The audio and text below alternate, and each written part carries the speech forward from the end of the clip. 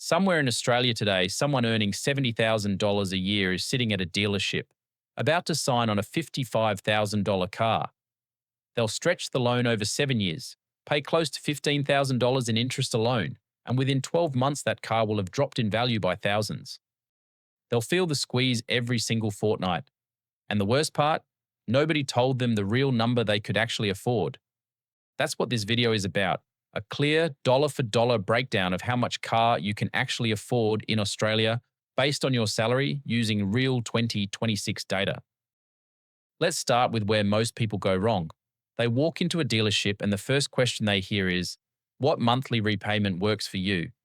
That question is a trap, because a dealer can make almost any car look affordable by stretching your loan out to 6 or 7 years. The average car loan in Australia right now is $37,049, taken over 5 years, at an average interest rate of 7.48% for good credit as of April 2026. That's roughly $835 a month in repayments. But if your credit isn't great, you could be staring down rates above 13%, which pushes that monthly number way higher. And with the RBA hiking the cash rate twice already in 2026, lenders are tightening and rates are climbing. And here's something nobody at the dealership will bring up: depreciation. The moment you drive a new car off the lot, it starts losing value. In Australia, a new car typically drops 10% to 15% in the first year alone. On a $50,000 car, that's $5,000 to $7,500 gone before you've had your first service. After 5 years, most cars are worth roughly half of what you paid. So you're making repayments on a loan tied to the original price while the asset underneath is shrinking every single month. So here's the framework that actually protects you. It's called the 24-10 rule.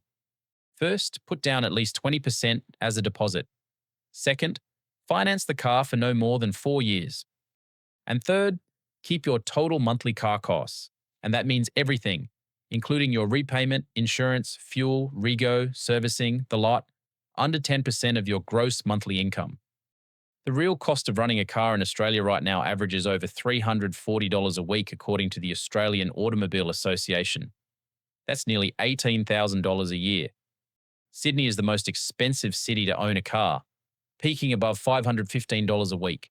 Even in Hobart, the cheapest capital, you're still looking at close to $410 a week. Registration alone can run anywhere from $600 to over $1,400 depending on your state. Comprehensive insurance on something like a Toyota RAV4 costs between $1,400 and $2,300 a year. Fuel has jumped sharply due to the conflict in the Middle East, with some regional areas paying 25% more than the cities. Then add servicing, tyres, tolls. It all stacks up fast. And since 2021, total car ownership costs have jumped by nearly 16%. Australians are paying roughly $2,800 more per year to keep a car on the road than they were just 5 years ago. So let's run the numbers, salary by salary, so you can find exactly where you sit. If you're earning $50,000 a year, your gross monthly income is about $4,167. 10% of that gives you $417 a month for everything car-related. Once you subtract insurance, fuel, rego, and servicing, which realistically costs around $250 a month for a modest car, you've got about $167 left for the actual loan repayment. On a 4-year loan at 7.5%, that supports a loan of roughly $7,000. Add a 20% deposit and you're looking at a total car budget of about $8,750. That's a reliable used car. A Hyundai i30, a Mazda 3, a Toyota Corolla with maybe 80,000 to 100,000 Ks on the clock. Not glamorous, but it gets you from A to B without wrecking your finances. At $70,000 a year, your monthly gross is $5,833. Your 10% budget is $583. Subtract $280 for running costs and you've got $303 for loan repayments, supporting a loan of around $12,700. With a 20% deposit, your total car budget lands near $15,800. Now you've got more room. A newer used car, maybe only 2 or 3 years old. A Kia Cerato, a Mazda CX-3, or a used Toyota Corolla hybrid. Now, the median full-time salary in Australia sits around $85,000 to $90,000. So let's use $87,000. Your monthly gross is $7,250. Your 10% ceiling is $725. After running costs of about $300, that leaves $425 a month for the loan, which supports about $17,800. At a 20% deposit, and your total car budget is roughly $22,300. That opens up certified pre-owned options, maybe a lightly used MG-ZS, a used Hyundai Kona, or even an entry-level new car. You can pick up a brand new car in Australia for under $25,000 now if you're looking at brands like Kia, MG, Chery, or BYD. At $100,000, the maths starts getting more comfortable. Gross monthly is $8,333. 10% gives you $833. Subtract $320 for running costs and you've got $513 for the loan, supporting roughly $21,500 in financing. Add a 20% deposit and your total budget is about $26,900. This is where new car territory genuinely opens up.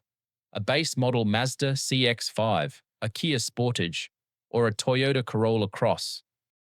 At $120,000, gross monthly is $10,000.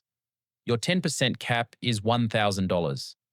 After running costs of about $350, you've got $650 for loan repayments, which supports around $27,300 of financing. With a 20% deposit, your total car budget is roughly $34,100. Now you're in the range of a well-spec'd Mazda CX-5, a Hyundai Tucson, a Subaru Forester, or a mid-range Kia Sportage. And if you're earning $150,000 or above, your monthly gross is $12,500. 10% is $1,250. After $380 or so for running costs, that leaves $870 for the loan, supporting about $36,500 of financing. With a 20% deposit, your total budget is around $45,600.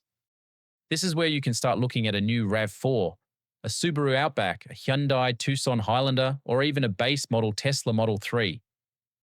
Now, I know some of you are watching this thinking, Luke, those numbers seem low. And you're right, they're conservative. That's the point. Because a car is not an investment, it doesn't pay dividends, it doesn't compound, it doesn't generate passive income. It costs you money every single week you own it. Meanwhile, that same money put to work, even in a basic index fund returning 7% to 8% a year, doubles roughly every 10 years. So every extra $10,000 spent on a car that isn't needed is potentially $20,000 lost in a decade. That doesn't mean driving a rust bucket is the answer. Life's too short for that.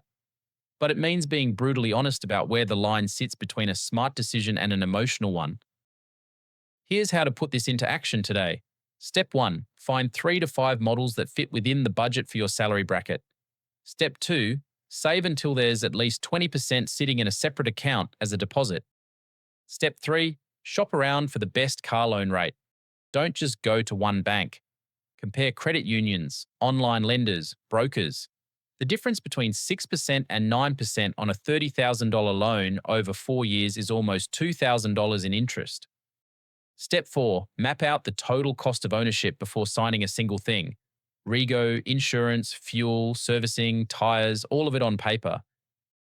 The people who build real wealth in Australia aren't the ones turning up in brand new cars every 3 years.